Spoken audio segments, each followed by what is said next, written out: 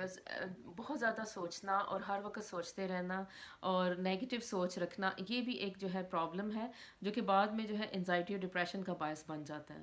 تو اس سے چھٹکارا کیسے پائیں اس پہ تھوڑی سی آج بات کرتے ہیں.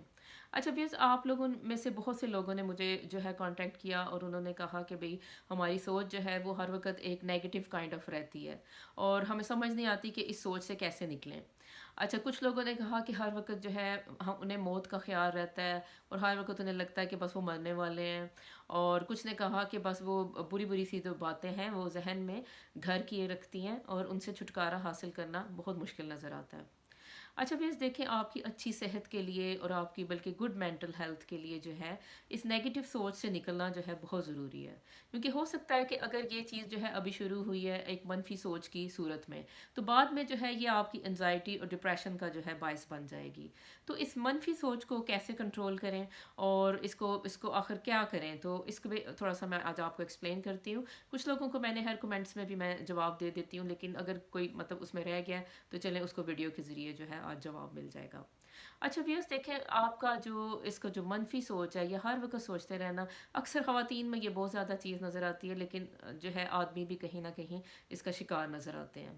اچھا خواتین کا یہ ہوتا ہے کہ وہ جیسے گھر کے کام کر رہی ہیں بچوں کے ساتھ بیزی ہیں لیکن ان کا دماغ جو ہے وہ کچھ اور سوچ رہا ہوتا ہے. جیسے فار ایگزامپل اب دیکھیں کوئی مطلب سسرال میں کوئی مسئلہ ہے یا کوئی کسی نے مطلب سسرالی جو ریلیشن شپ ہے اس نے کچھ کہہ دیا تو وہ خواتین جو ہے ہر وقت اس کو سوچتی رہتی ہیں. اچھا سوچ سوچ کے جو ہے وہ ہلکان ہوتی رہتی ہیں اور اس کے بعد جو اگلی سٹیج ان پہ آتی ہے وہ اریٹیبلٹی کا شکار ہو جاتی ہیں بعد میں انزائٹی اور بعد میں ظاہر نیند بھی ڈسٹرب رہنا شروع ہو جاتی ہے اور سارے معاملات ہونا شروع ہو جاتے ہیں جو کہ پھر ڈپریشن کی طرف لیڈ کرتے ہیں. تو اب دیکھیں معاملہ شروع ہوا ایک سوچنے کی وجہ سے بہت زیادہ سوچنے کی وجہ سے اور وہ جو ہے ہماری جو ہے وہ ایک مطلب صحت کی خرابی کا باعث بن گیا. تو اگر آپ سوچ کو اگر آپ کنٹرول کریں گے تو پھر باقی جو معاملات ہیں وہ خود ہی آپ کے ہاتھ میں آ جائیں گے. اچھا تو اب سوچ کو کیسے کنٹرول کرنا ہے اب آپ نے وہ آج آپ کو میں بتاتی ہوں. اچھا اس کے لیے جو ایک طریقہ ہوتا ہے وہ اسے آپ کہتے ہیں مائنڈ فلنس. اچھا مائنڈ فلنس دیکھیں اس کے مطلب یہ ایک بہت قدیم طریقہ کار ہے یعنی یہ کوئی آج کی کوئی دریافت نہیں ہے لیکن آج کل ظاہر ہے اس پہ بات زیادہ کی جا رہی ہے. لیکن اگر آپ مطلب کوئی 1000 سال پرانی کتابیں جو ہیں ان میں بھی بھئی اس چیز کا ذکر ہے اور خاص طور پہ جو بدھ مت کے پیروکار ہیں وہ تو اس چیز کا پریکٹس کرتے رہتے ہیں کہ بھئی وہ انہیں پتہ ہوتا ہے کہ مائنڈ فلنس کیا ہے اور اس کو مطلب آپ نے جو ہے اپنے آپ کو اگر زندگی میں جو ہے صحیح رکھنا ہے صحت مند رکھنا ہے تو وہ اس کی پریکٹسز کرتے رہتے ہیں.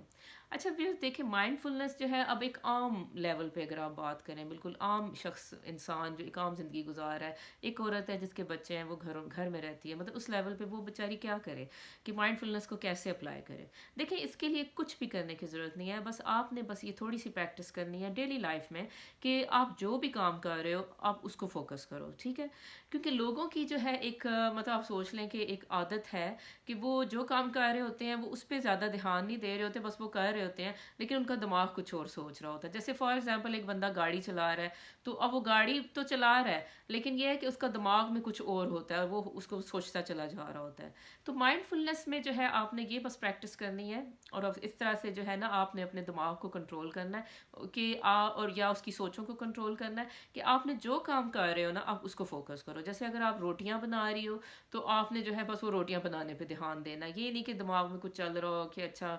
میری ساس نے یہ کہہ دیا یا فلاں شخص نے مجھے یہ کیوں کہا. تو اس طرح سے نا جو کام آپ کر رہے ہو اس کو فوکس کرو